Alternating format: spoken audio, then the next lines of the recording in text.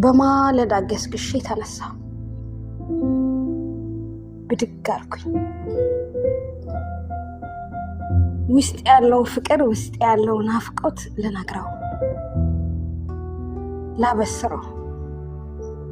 የት ነሽ ወዴት ነሽ ብሎ ከልካይ በሌለበት ወደ ሆዴ እናወራው። ማለዳ ሄድኩኝ። ፀሐይ ሳትወጣ ታትቀድመኝ ልቅደማት እያልኩኝ በጥያቄ ያዘለውን ልቤ ማን ሊረዳሽ ነው? ማንስ ሊያግዝሽ ነው ይለኛል። ከራሴ ጋር እየታገልኩኝ ደረስኩ። ከሩቅ ሆኜ ያየሁት ተደብቄ አምላክሽ ሞተዋል፣ አልቆለታል፣ ተቀብሯል ያሉኝ ተደብቄ ያየሁትን መቃብር እንደጠበቁት አልነበረ። ድንጋዩ ተነስቶ ተንከባሎ ነበር። ወደኋላ ተመለስኩ። ስፍራ ስቼ እንደሆነ ተሳስቼ እንደሆነ ብዬ ለማየት የለም ያ ወዳጄ መቃብሩ ላይ ስጦታ ይዤ ሄድኩትን ሽቶ ከእጄ ላይ የነበረው እየጣልኩኝ የለም። ቆምኩ። ወደ ቀኝ ወደ ግራ አየሁ። ጭር ያለ ነው፣ ማንም የለም። እየሮጥኩ ሄድኩና ዮሐንስና ጴጥሮስን ጠራኋቸው። ነው እንጂ እንዴት ቁጭ ትላላችሁ? ኢየሱስ ወስደውታል፣ በስፍራው የለም አልኳቸው። በወጣት እግር እነሱ ከፊት ለፊት እየሮጡ ሲሄዱ እኔ ከኋላቸው ነበር። ገቡ፣ ወጡ። እንደገና ዘሎ ገባ ዮሐንስ፣ እንደገና ዘሎ ወጣ። ምንም ሳያወሩ ሩጦ ተመለሱ። እኔ ግን መሄጃ የሌላት፣ ወደ ቀኝ ወደ ግራ መሸሸጊያ የሌላት ቆምኩኝ። የት ሄደህ ነው?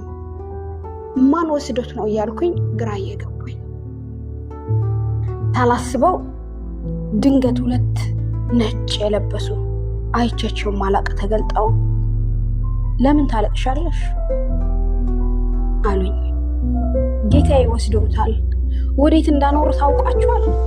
ወዴት እንዳስቀመጡት አይቷቸዋል አልኳቸው።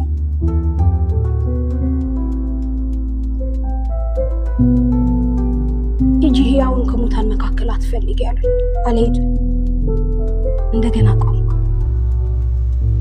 እንደገና ጠብቀዋለሁ። አለቀስኩ። የት ሄደህ ነው? ማን ወስዶህ ነው አልኩኝ። አትክልት የሚጠብቅ የነበረው ለምን ታለቅሻለሽ አለኝ። ጌታዬን ወስደውታል። ማስቀመጫ ባይኖረኝም ሬሳውን ወስደዋለሁ አልኩት በድፍረት። ኃይል ስጠኝ፣ ወስደዋለሁ። ወዴት እንደወሰዱት ንገረኝ አልኩት። ዝም አለ። ይህን የወሰደው ይህንን ነው ያነሳው አላለኝም።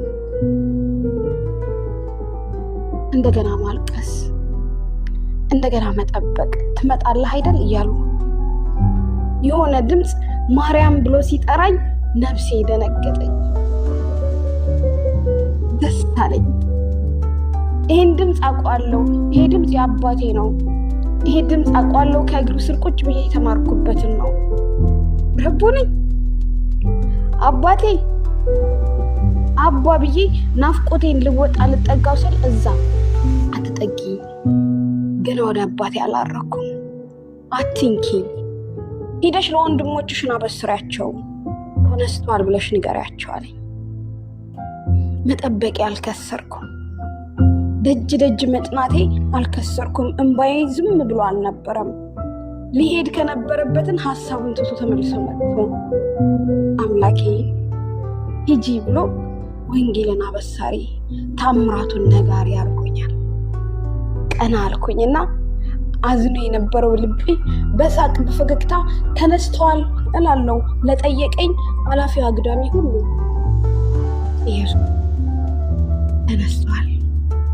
መገስገሴን ማለዳይ አልከሰም።